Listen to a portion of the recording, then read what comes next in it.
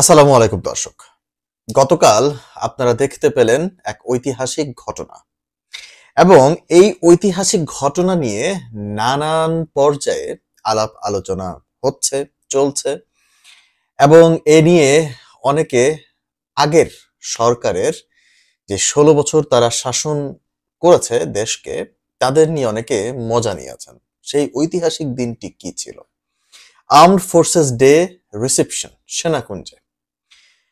এবং এটি মানে এখানে যেটি বলা হচ্ছে সেটি হচ্ছে Khaleda Zia last attended the armed forces day reception in 2012 এবং এর পরে আপনার আর কোনো আর্মড ফোর্সেস ডেতে উনি যান না। ইনফ্যাক্ট মানে খুব বেশি একটা উনি আর এরপরে পাবলিকে যাওয়ার সুযোগও উনি পান নাই।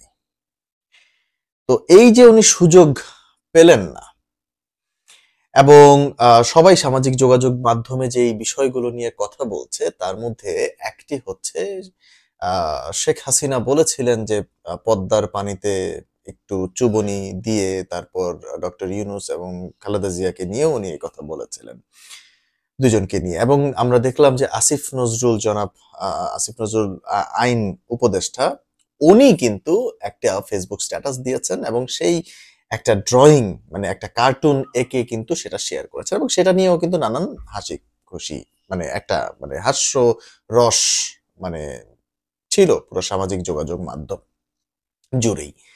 একই সঙ্গে আমরা দেখলাম যে ৩ মাস্টার মাইন্ড নাহিদ, আসিফ এবং হচ্ছে আপনার মাহফুজ, এই ৩ মাস্টার মাইন্ড আপনার ওই দিনই সাক্ষাৎ করেছেন খালেদা জিয়ার সাথে এবং খালেদা জিয়া খুব হাস্যোজ্জ্বল ভাবে তাদের সাথে কথা বলেছেন।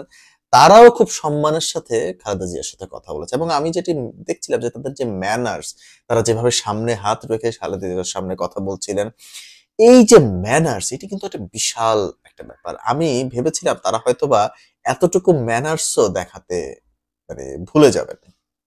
বাট না, আনফরচুনেটলি তারা খুব ম্যানারফুলি এটি করেছেন এবং এটি নিয়ে কিন্তু পুরো সামাজিক যোগাযোগ মাধ্যমেই কিন্তু আলোচনা হচ্ছে। অবশেষে খালেদা জিয়া এমন একটি দিন দেখতে পেলেন যেখানে তিনি পাবলিকলি অ্যাটেন্ড করেছেন।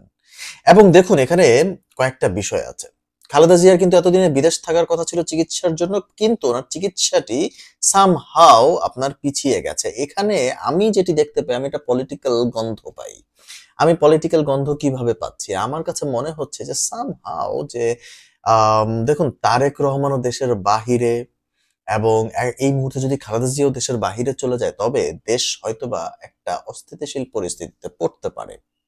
অতএব সেই অস্থিতিশীল পরিস্থিতিটাকেই ট্যাকেল দেয়ার জন্য আপনার খালেদা জিয়া এখন পর্যন্ত দেশে আছেন। এমনও হতে পারে যে খালেদা জিয়া যদি আপনার মানে পরিস্থিতি যদি একটু নরমালাইজ হয়, উনি দ্রুতই দেশের বাহিরে যাবেন এবং ওনার যতটুকু আমরা কনফার্মড হয়েছি যে আপনার ওনার লন্ডনের ভিসা হয়ে গেছে এবং সবকিছুই রেডি আছে, জাস্ট একটা গ্রিন সিগন্যালের ব্যাপার আছে এবং রাজনৈতিক অনেক কিছুই থাকে পর্দার আড়ালে, সেগুলো হয়তো বা আমরা জানি না। তবে সব থেকে মুখ্য ব্যাপার হচ্ছে দিন শেষে খালেদা জিয়াকে ঘিরে একটা আনন্দমুখর পরিবেশ এবং সেই একই জায়গায় ডক্টর ইউনূসের সাথে সাক্ষাৎ হলো এবং ডক্টর ইউনূস তাকে অনেক অভিনন্দন জানিয়েছেন এবং তার অনেক প্রেইজ করেছেন এবং উনি বলেছেন যে এত বছর পর আপনাকে আমাদের মাঝে পেয়ে আহ, সবাই খুশি হয়েছে, উনি নিজেও খুশি হয়েছেন এবং উনি তার সুস্বাস্থ্য কামনা করেছেন। এই যে একটা ছবি, হাস্যোজ্জ্বল এক এক খালেদা জিয়ার ছবি, এটিকে আপনারা কিভাবে দেখছেন সেটা সবথেকে বড় বিষয়। আওয়ামী লীগ কিভাবে দেখছে সেটি একটা মুখ্য বিষয় না এই মুহূর্তে। কারণ আমার কাছে মনে হচ্ছে যে আওয়ামী লীগ এখন আউট অফ সাইট হয়ে যাচ্ছে।